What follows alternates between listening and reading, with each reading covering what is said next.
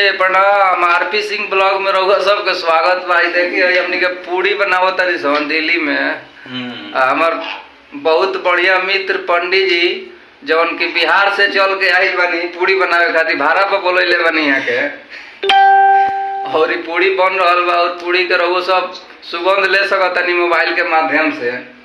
और देखी गोल गोल बेला रहल बा, मेहरारू लोग फेल वालो हमनी के आगे आटा के पूरी बनता, सब लोग गहूं के खाला। अगर रहुआ सब नया बानी आरपी सिंह ब्लॉग पर तो चैनल सब्सक्राइब करी, मजेदार वीडियो मिलत रही और प्यार आशीर्वाद बनेले रखी। और हमरा नगेंद्र बाबा के पतनी ध्यान दी लोग और स्थिति का बा यहाँ के।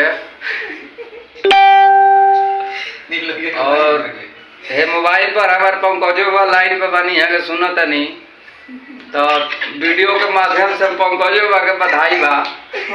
आज पूरी बन रहल बा दिल्ली में और आनंद ले रहल बनी सन। अरे है करेजवे छील लेनी यहाँ के पूरी बेला तनी बुझाते जे भाड़ा पली आइल बनी हलवाई बुला के बिहार से। लेकिन हमनी के आनंद ले रहल बनी सन। बहुत पुराना हमनी के नाता बा घर खानी। और जे लाइन पे बनी यहाँ के नाम है पंकज बाबा, सोही शाहपुर के। यहाँ के जा वीडियो खत्म। जय हो।